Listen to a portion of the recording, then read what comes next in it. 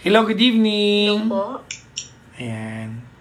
Hello po. Magandang gabi po. Magandang gabi po. Sino po ito? Pwede po nickname na lang. Opo. Bea na lang po, Papa Jack. Bea. Bea, tama? Opo. Ano, Binene or Alonzo?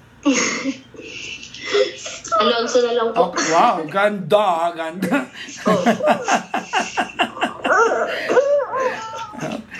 Okay, ilang taon ka na, Bea? 33 po. 33. Asan ka ngayon? Montalban, Rizal po. Rizal. Oh, sige. Anak mo yan? Maiyak?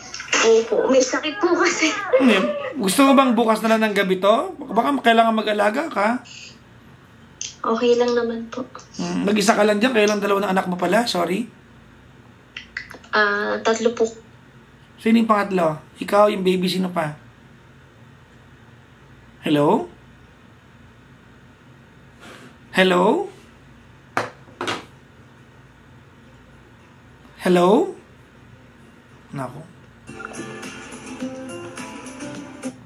Naputol. Oo. Alright. Oo. Ay, nako.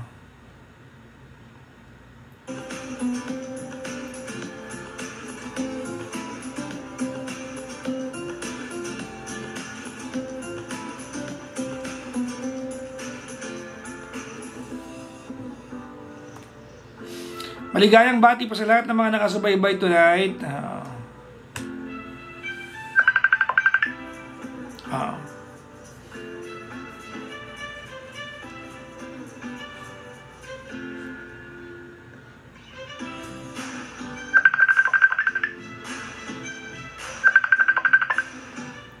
Hello?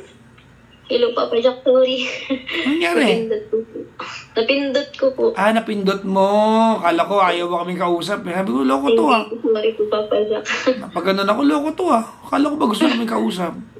Bea, 33 from Rizal. Tama? Opo. Sige. Anong ginagawa sa buhay ni Bea? Housewife po with may sari-sari store. With 3 kids po. Magkano katol ngayon? 4 po. Mag-asawa na? Opo. Okay. 2 isa. 4 po, Papa Jack. Hindi, pag isa lang, mag-asawa yung 4 eh. Yung isa na po yun. Isa lang yon. Pag mag-asawa, magkano? 8 po.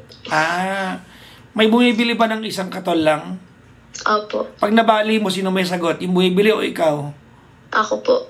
Bad trip yan. Opo, kaya dahan-dahan lang. Di ba may mga ano na ngayon? Thank you po, Papa Jack, sa pagsagot ng call. Okay lang. Welcome po. My pleasure. Di ba may mga ano na ngayon? May mga scent na ng katol. Dati green lang yan. Ngayon, di ba parang may lavender. Meron po ngayon yung purple. Oh, purple. Oo. May lavender, opo. Oo. Okay, sige. May dalawang anak mo. 3 po. Kasi kami tatlo kayo dyan. So, dalawang anak mo yung kasama ko 3 dyan. po kami may sakit. Yung panganay ko lang po yung wala. Asan yung panganay mo ngayon? Nandun po sa tindahan, nagbabantay. Ano sakit mo? Lakasan mo nga. Oh. Lagnat po, tapos medyo sinisipon, tsaka inuubo. Sige. Ano si Mister? Wala po, nasa Fort. Nasa? MIU po. Fort Magsaysay. Ano yun? Nueva Ecija. Military siya? Apo. Okay, sige. Ano paglilingkod ko sa iyo? Kasi Papa Jack, ganito po. Parang bilang housewife, parang napapagod na ako na parang lagi na lang ako yung nag-iintindi sa lahat dito tapos siya yung magpo-provide lang, ganun. Ano ba dapat? Parang ilang years na, parang hindi ko maramdaman na may care siya sa amin, ganun. Pero pag nandito siya, okay naman. Kaya lang yun nga, parang minsan pag sinasabi ko may problema, kung ganyan-ganyan, wala lang.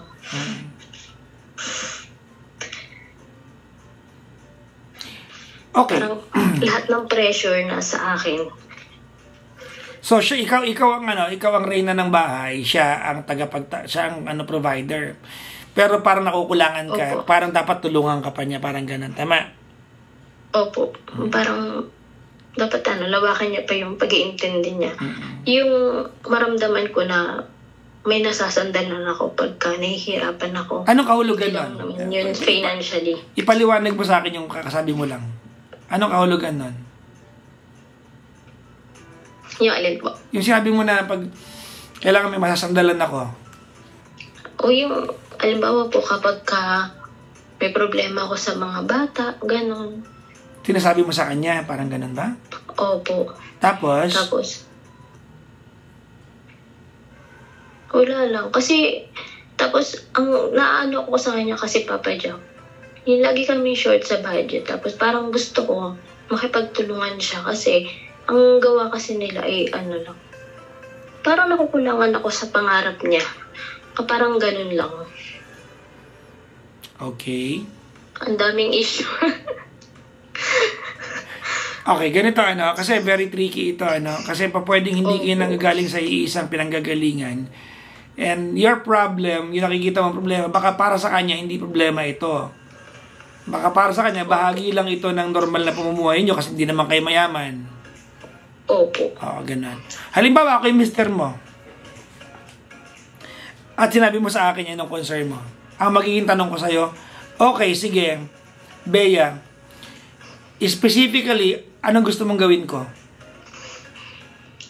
Yung gusto ko po kasi minsan tatawag ako maghapon. Hindi siya sumasagot kasi yung pala nasa inuman lang. So, anong kinalaman nun sa Yung parang pangarap? hindi kami nag-uusap-usap ng masinsinan na maayos. So, gusto mo na kahit papaano, after niya ng all days work, magkaroon siya ng time. Hindi naman masama yung inihiling mo actually. Opo. Not bad yun. Tapos kagaya ngayon, may sakit kami, hindi na lang niya din, kasi inaway po siya nung nakaraang araw. Okay. Nakikipag-iwalay na ako. So, aminado naman po ako na may smooth swing ako talaga. Yun, hindi na rin, kahit hanggang ngayon, hinihintay ko na tumawag siya mga masama lang, hindi na rin. Parang pag galit ako, wala siyang pakialam. Parang pag kahit masama yung loob ko. Parang nararamdaman ko lang na, hayaan mo yan, magiging okay din yan susunod na araw. Parang ganun lang. Okay. Okay. Yung gusto ko sana maramdaman na nakakausap ko siya sa mga bagay-bagay.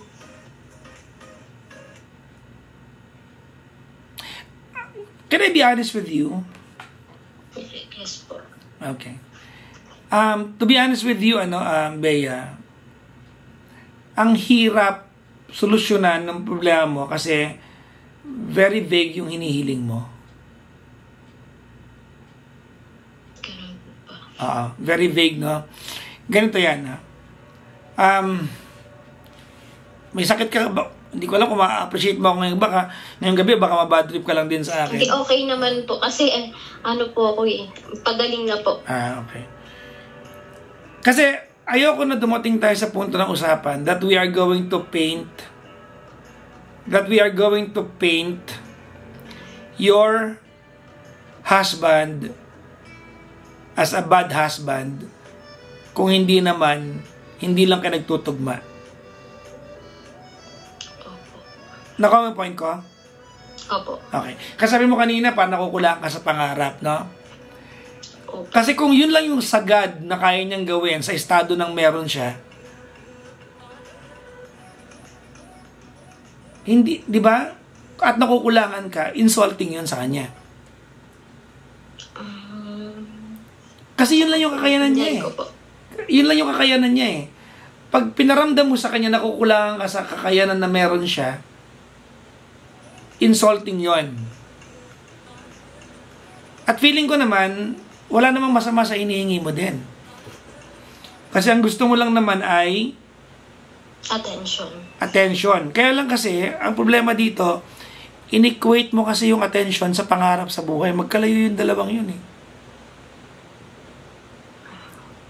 Opo. Kasi kung ang gusto mo lang ay bibihan lang yung usapan.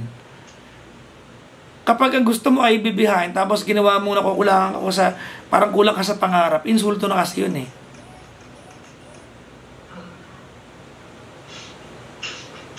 Di ba? Opo.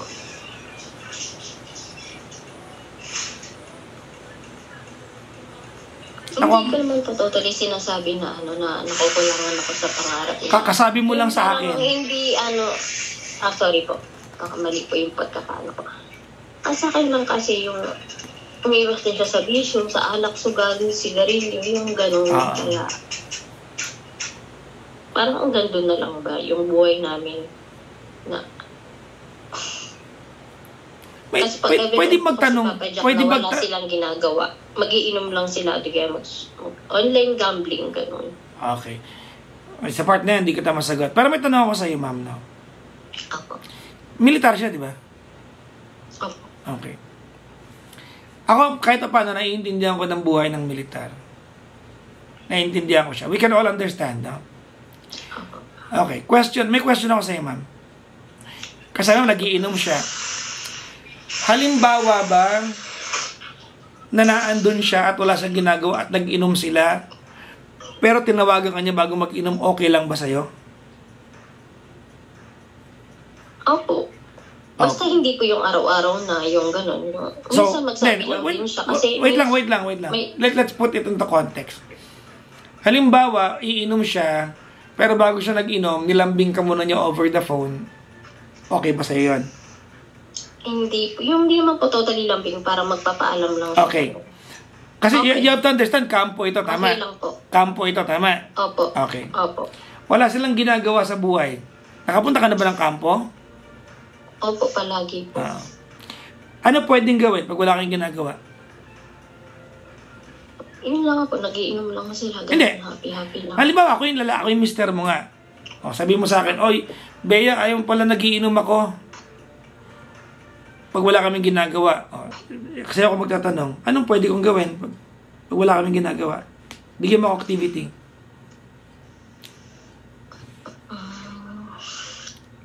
Tinatanong kita para ikaw makapag-solve. Wala din po kung maisip pa. Hindi ko sinasabi sa'yo na mali yung gusto mo, ha? Opo. Kaya ang tinatanong ko, kaya po tumawag ako kasi nalilito rin po ako. Kung ikaw nga yung magde-decide para sa kanya, wag kang uminom. Wala kang ginagawa, wag kang uminom. Ano gagawin niya? Magbilang ng puno ng magbilang ng dahon ng mangga? Anong pwede niyang gawin?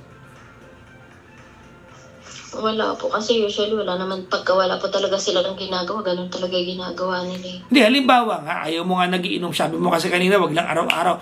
Tama ka naman doon. At ako, agree ako sa'yo doon. Halimbawa, wala. Anong pwede niyang gawin? Dilaan niya yung puno ng bayabas doon? Anong pwede niyang gawin? Ano activity? Ikaw magsabi. Wala din po ako maisip, Papa Jack. Okay. You have to understand where he's coming from at ikaw din naiintindihan kita. Kanina, sabi mo ka sa akin, anong kita, kung halimbawa bang nilambing ka niya bago nag-inom, okay ka lang. Sabi mo, okay lang po. So, ibig sabihin, hindi yung pag-inom ang problema mo. Yung kakulangan niya ng communication. Tama? Opo. Okay. Sino unang tumatawag? Siya po, sa umaga. Ba't di ikaw? Late na po kasi ako nagigising. Tapos, minsan po, pag hindi siya tumatawag, ako po yung tumatawag. Pero wait lang. Kasi maaga siya nagigising. Pag hindi siya tumatawag. So, ang point ko, halimbawa nakausap ko siya at sinabi niya sa akin yan, Papa Jackson, ako yung lagi tumatawag eh. Siya ka hindi tumatawag eh. Kaya tinamad na akong tumawag.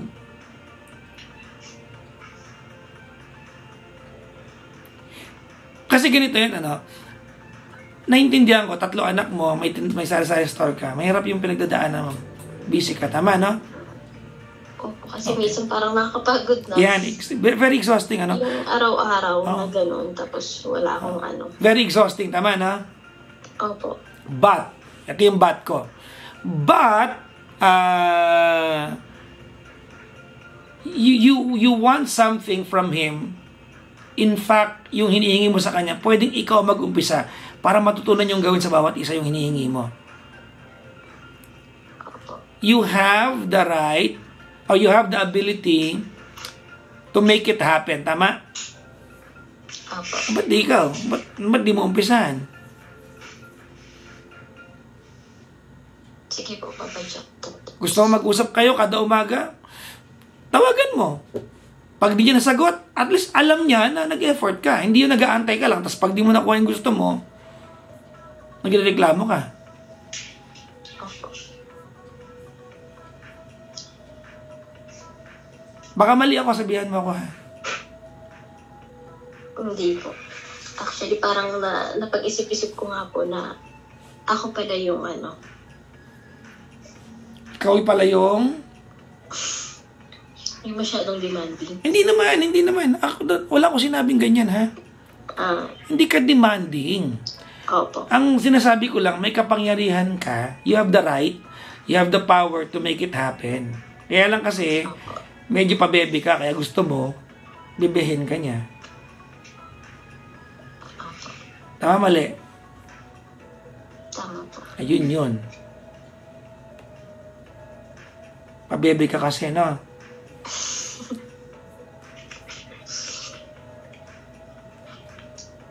Hindi naman. Kunti lang po.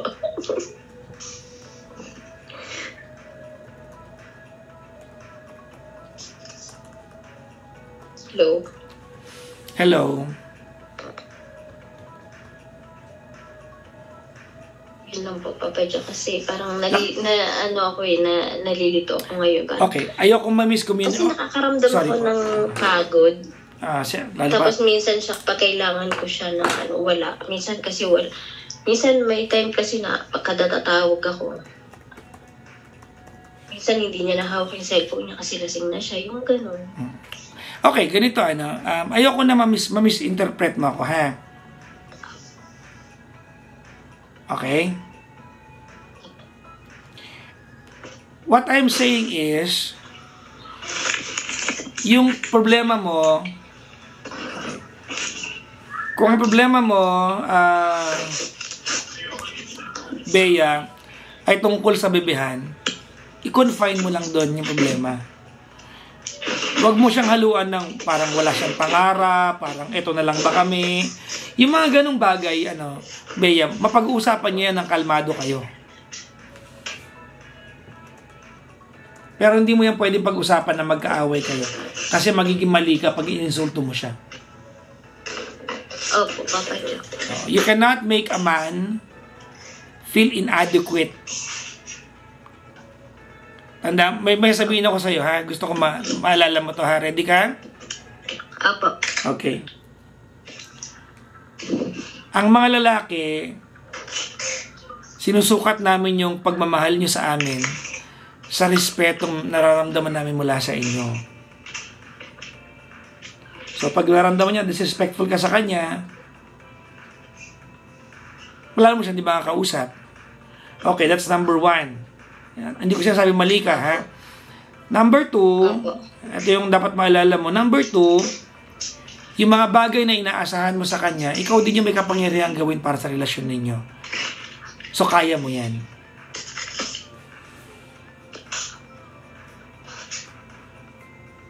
Miyak ka ba? Hindi naman po. Baka busy ka na. Hindi po, Papa Jack. Nakikinig po ako sa sasabihin niyo po. Sige, lambingan. Feeling ko kulang lang kayo ng lambingan. Feeling ko kulang lang kayo sa part na yun. Isa pa, sorry ha, pero syempre militar yan. Medyo iba yung... Paano pa ito? Medyo hindi pang bibihan kasi pag militar. Tama ba? Medyo tough eh. Opo. Oo, isa pa yun. Baka mamaya hinahanap mo sa kanya mga bagay na kahit anong gawin mo, wala pala talaga sa kanya. Opo. Diba? Opo. Anyways, yeah. Sige, maraming salamat sa pagtawag. Sige po, Papa Jack. Thank you po. Uy, magpagaling ka ha. Thank you po. Opo. God bless you po, Papa Jack. Thank you po sa pagsagot. Salamat po. Salamat po. Bye-bye po. Bye-bye.